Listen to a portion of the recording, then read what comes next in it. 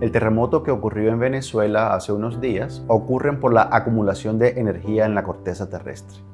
Y las fallas, que son debilidades dentro de esta corteza, son las que de un momento a otro no son capaces de soportar esta energía acumulada y la liberan de manera súbita. Eso es lo que conocemos como un terremoto. Para que ocurra un desastre como el que ocurrió en Venezuela hace un par de días, se necesitan tres componentes. El primero, nosotros los ingenieros lo llamamos amenaza y tiene que ver con el tamaño del terremoto, qué tan grande es el sismo. Los sismos de Venezuela que ocurrieron hace unos cuantos días fueron de un tamaño considerable, pero el tamaño del sismo solo no es de importancia, sino en combinación con el segundo componente, que se llama exposición. Básicamente, qué tan cerca o tan lejos ocurre ese sismo de centros urbanos. Por ejemplo, si este sismo hubiese ocurrido en la mitad de la nada, como sociedad de pronto no nos llamaría la atención. Pero como estos dos sismos ocurrieron muy cerca de la capital y de otras ciudades en Venezuela, claramente tienen mayor importancia para la sociedad. Los dos sismos de muy cerca a centros urbanos, no simplemente horizontalmente, sino también en profundidad, fueron lo que nosotros llamamos sismos superficiales a una profundidad entre 10 y 20 kilómetros, que eso es bastante superficial en términos sismológicos. Y tercero, una potencial o alta vulnerabilidad en los edificios venezolanos. La falla tectónica donde ocurrió el sismo es una falla que ha sido mapeada, es decir, es conocida por las autoridades, por el Colegio de Ingenieros Venezolanos. Tanto así que el Código de Construcción venezolano declara la zona adyacente a esa falla como una zona de amenaza sísmica intermedia a alta. Entonces, digamos que la amenaza potencial se conocía. Sin embargo, el inventario de construcciones en Venezuela o en cualquier país no es necesariamente sismo resistente, porque pudo haberse construido antes de la aparición de los códigos de construcción. ¿Lo ocurrido en Venezuela pudiera suceder en Colombia? La respuesta es sí. Colombia es un país que tiene una alta diversidad de amenaza sísmica.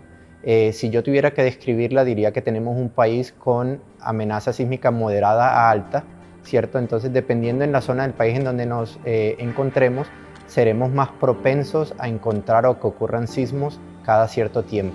En Colombia, los últimos dos sismos ocurrieron en el año 1985 en Panamá y hace 27 años en el eje cafetero.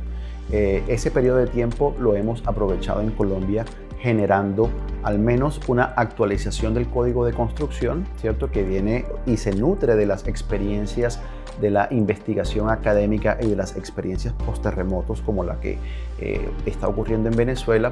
Pero además, en el año 2021, desde la Universidad del Norte lideramos el Modelo Nacional de Riesgo Sísmico.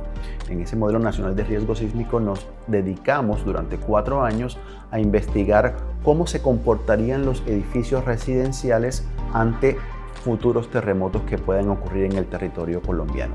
De esta manera, desde la academia estudiamos, por ejemplo, el comportamiento de las estructuras de mampostería, el comportamiento de las estructuras de concreto, para saber o tratar de entender cómo ellas responderían ante un terremoto, si estas fueron diseñadas con el código de construcción e incluso aquellas que fueron diseñadas antes del código de construcción.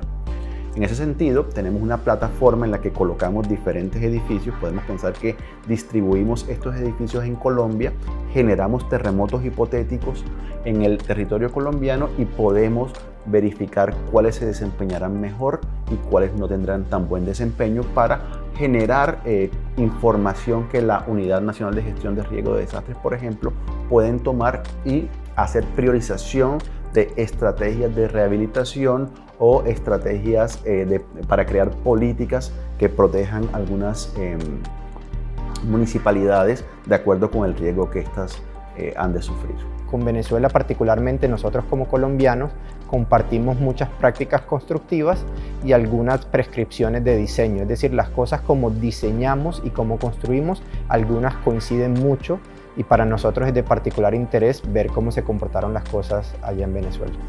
Muchos lugares donde ocurren terremotos y catástrofes de este tipo no tienen la capacidad técnica para poder soportar el evento post-terremoto o los problemas sociales que aparecen luego del terremoto. Por ejemplo, tratar de identificar cuáles son esas estructuras que están en buen estado o en mal estado para que las personas puedan volver a su casa o definitivamente deban abandonar aunque no hayan colapsado. Hay muchas cosas que se pueden hacer al respecto. En términos de predecir, no podemos saber con certeza cuál va a ser el sismo que nos va a afectar y cuándo va a suceder.